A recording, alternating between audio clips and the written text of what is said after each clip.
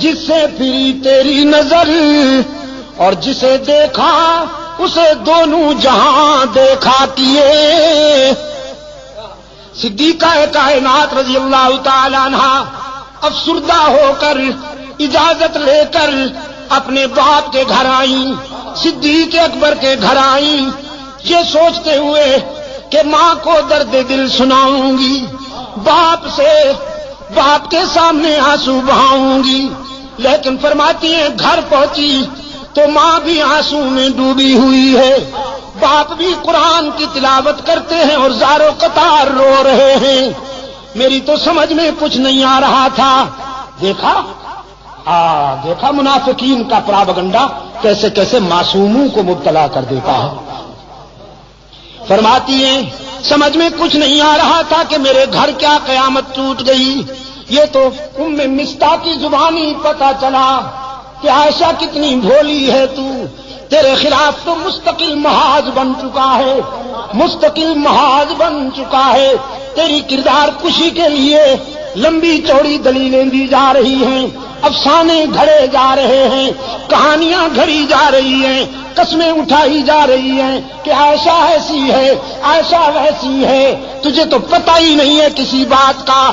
فرماتی ہے میں اس قدر متاثر ہوئی کہ بے ساختہ بخار میں مبتلا ہو گئی. گھر کے اس کونے میں چلی گئی مصلی اٹھا کر جہاں مکمل اندھیرا تھا، تنہائی تھی. ماں نے گھبرائی ہوئی بیٹی کو مصلی اٹھا کر جاتے دیکھا، سوچا کہیں جان سے نہ مار ڈالے خود کو. پوچھا بیٹی کہاں جاتی ہو؟ عائشہ نے کہا چپ رہیے، گھبرائیے نہیں، ہائی کورٹ تو ناراض ہو گیا ہے، ذرا سپریم کورٹ کا دروازہ کھٹکھٹانے جا رہی ہوں. اب اس کے دروازے پہ آنسو بہانے جا رہی ہوں جہاں آدم روتے ہیں، زکریا روتے ہیں، ابراہیم روتے ہیں، یونس روتے ہیں اور سب کے آنسو پوچھے جاتے ہیں.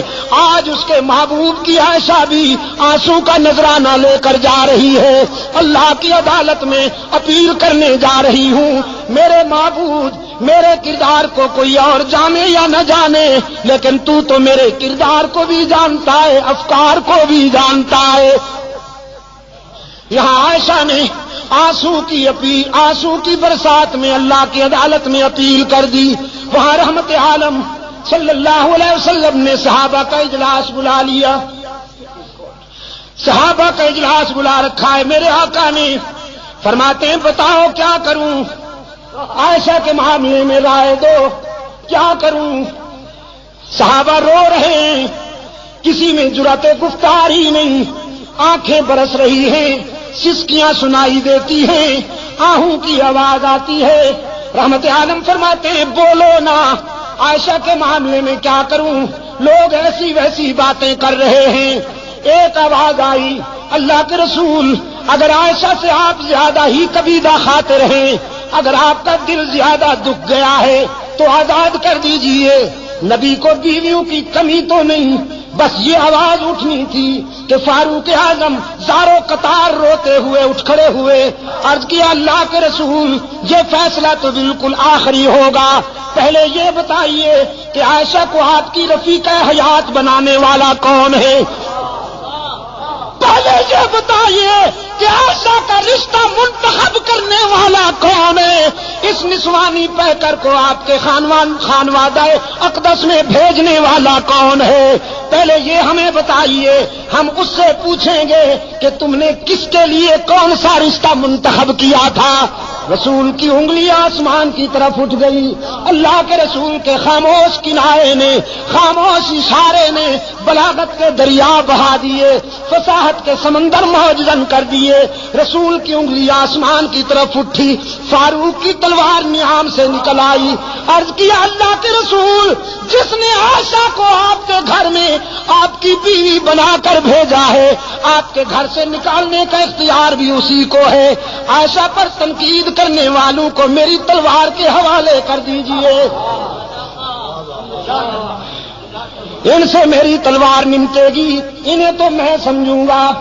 رحمت عالم صلی اللہ علیہ وسلم کی آنکھوں میں آنسو تھے، لبوں پہ مسکراہٹ چمک گئی.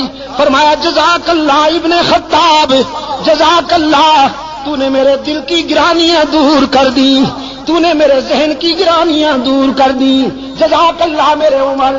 بس فیصلہ وہیں سے ہوگا۔ اب میں بھی اسی کے فیصلے کا منتظر ہوں، تم بھی اسی کے فیصلے کا انتظار کرو، ہم سب اللہ کے فیصلے کے منتظر ہوں گے۔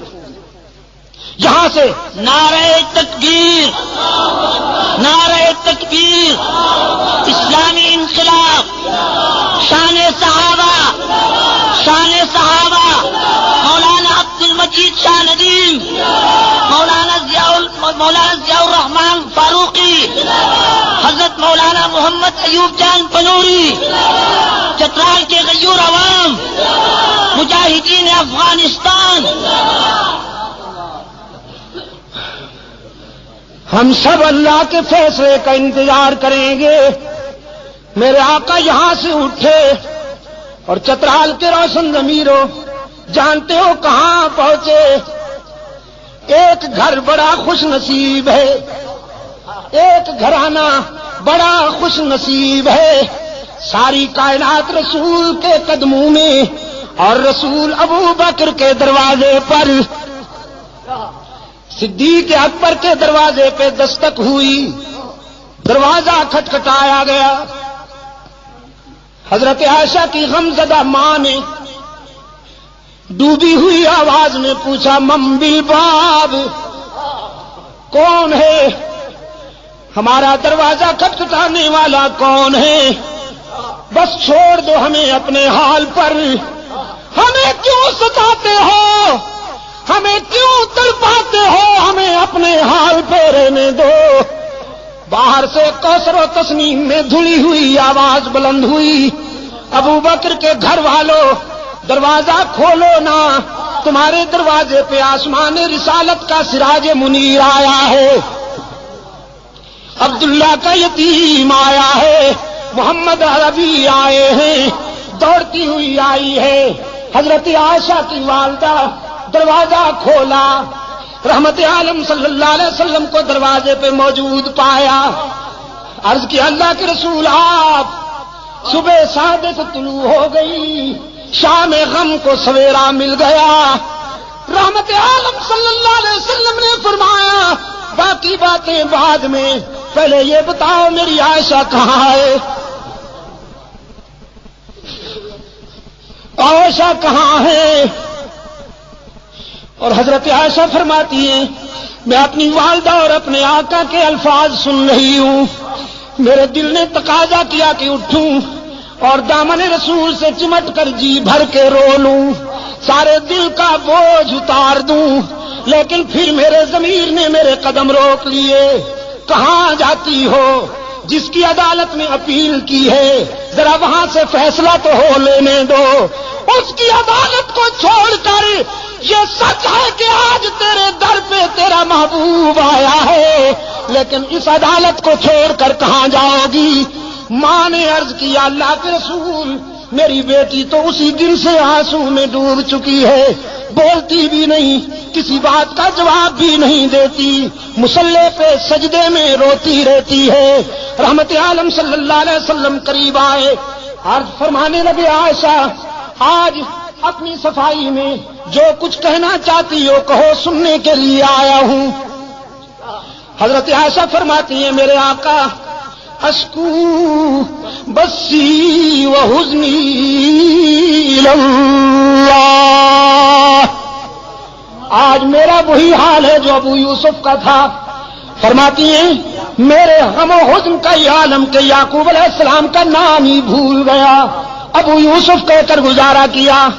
آقا میں آج کیا کہوں بھی تو لوگ نہیں مانیں گے، جو کچھ کہنا چاہتی تھی علیم بذات الصدور کو کہہ بیٹھی ہوں اور اسی کے فیصلے کی انتظار کر رہی ہوں۔ وہ یوسف پر الزام کی صفائی دینے والا ہے، وہ موسیٰ پر الزام کی صفائی دینے والا ہے، وہ عیسیٰ پر حضرت مریم پر لگائے جانے والے الزام کی برات کرنے والا ہے۔ آج ابو بکر کی بیٹی بھی اسی کے دروازے پہ رو رہی ہے، میں نے جو کچھ کہنا تھا اسی کو کہہ بیٹھی ہوں۔ رحمت عالم نے فرمایا عائشہ میں بھی اسی کے فیصلے کا منتظر ہوں، اس لیے کہ تیرے بیٹے نے تیری مثل سپریم کورٹ میں بھیج دی تھی، عمر نے تیرا کیس اللہ کی عدالت میں بھیج دیا ہے، میں بھی اسی کے فیصلے کا منتظر ہوں۔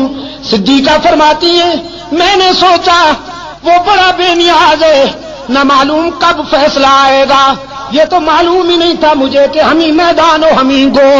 حضور بیٹھے، چہرے پر وہ پسینے کی بوندیں چمکنے لگی جو وحی کے وقت ہوا کرتی تھی، چادر اوڑھ لی اور جسد اطہر پر وہ کپ کپی طاری ہو گئی جو وحی کے وقت ہوا کرتی تھی۔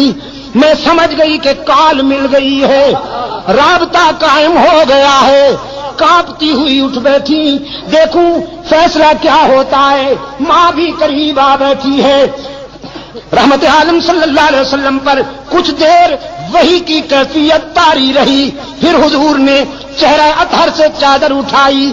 حضرت عائشہ فرماتی ہیں میں نے غور سے چہرہ رسول کو پڑھا اور رسول کے چہرے پر نظر پڑتے ہی میرے ضمیر نے مجھے بشارت دی، عائشہ مبارک ہو تو کیس جیت گئی، تیری شاہ میں غم ختم ہو گئی۔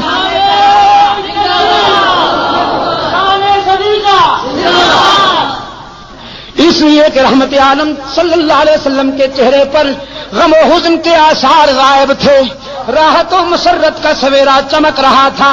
چادر ہٹاتے ہی رحمت عالم صلی اللہ علیہ وسلم نے فرمایا عائشہ مبارکباد دیتا ہوں، اے صدیق کی بیٹی، تیرے مقدر کا کون مقابلہ کرے کہ موسیٰ پر الزام لگے تو ایک عورت وکیل صفائی بنتی ہے، یوسف پر الزام لگے تو ایک لڑکا وکیل صفائی بنتا ہے، مریم پر الزام لگے تو عیسیٰ بچہ وکیل صفائی بنتا ہے، لیکن ابو بکر کی بیٹی یہ تیرا مقدر ہے کہ جب منافقین نے تجھ پر تنقید کی تو خود رب العالمین وکیل صفائی بن گیا،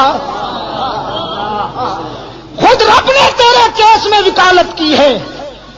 اور قرآن اترا الخبیثات للخبیثین والخبیثون للخبیثات والطیبات للطیبین والطیبون للطیبات اولئک مبرؤون مما یقولون